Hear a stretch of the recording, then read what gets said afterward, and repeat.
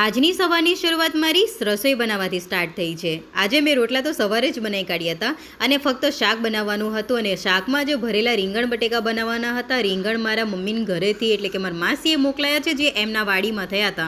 ઘરના રીંગણ છે ને એટલે ખાવામાં ખૂબ સરસ અને મીઠા લાગે, તો આજે મેં ભરેલા રીંગણ બટેકાનું શાક મૂક્યું છે, જેમાં મેં થોડો જ રસો કરવા માટે પાણી નાખ્યું અને રોટલા મારા સવારે જ બની ગયા। બાળકો સૂતા હતા ને એટલે પહેલા રોટલા જ કરી નાખ્યા, કારણ કે યુવાન છૂટે ને એટલે સવારે કહે કે મમ્મા શાક રોટલી જ આપો। સવારે મેં અને વ્યાનાએ ચા નાસ્તો તો કરી જ કાઢ્યો હતો અને યુવાન હજી નાવાનો બાકી જ છે, એટલે આરામથી અત્યારે તો વેકેશન ચાલે છે ને એટલે આરામથી જ બધાએ ઉઠવાનું હોય। હવે ક્યારેક વહેલું મોડું પણ ઉઠવામાં થઈ જાય, પણ અત્યારે હવે ચાલે, કોઈ ટેન્શન જ નહીં। હવે કુકર મૂકીને આવીને ત્યાં જુઓ લસણ અને મેં આદું સમાર્યું હતું, તો વિવાંશે બધું ફેલાવી નાખ્યું અને સરસ મજાનો રમી રહ્યો છે, હજી એ નાવાનો બાકી જ છે। અને હવે આદુ લસણના ફોતરા હતા ને તો વ્યાના કહે કે મમ્મા હું વારી કાઢું, તો મેં કીધું સારું તું સાવરણીથી વારી દે।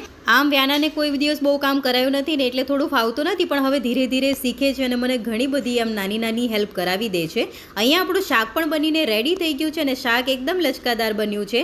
આમ તો રીંગણ અને બટેકા ભરેલા બનાવ્યા હોય ને તો થોડુંક તેલ વધારે હોય ને તો જ ખાવામાં સરસ લાગે અને ટેસ્ટી પણ। હું તો આવી જ રીતે બનાવું છું, પણ તમે કેવી રીતે બનાવો છો એ પ્રોસેસ મને જરૂર કહેજો।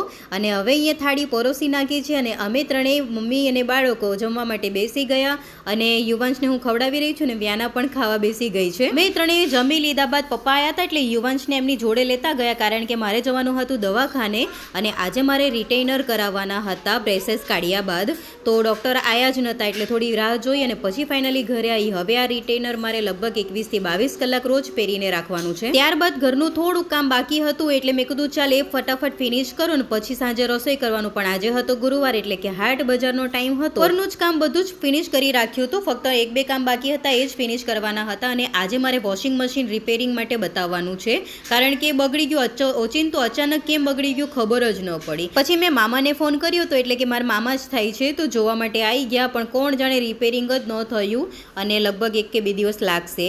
તો અહીંયા પછી મેં ચા મૂકવાનું ચાલુ કર્યું અને આ છે લીલી ચા। તમને બધાને ભાવે છે કે નહીં કે જો, મને બહુ જ ભાવે છે લીલી ચા વાળી ચા, અને આ ગામડે ખાસ કરીને બહુ જોવા મળે છે। તમને કોને કોને આ ભાવે છે ને કોણે જોઈ છે મને જરૂર કહેજો।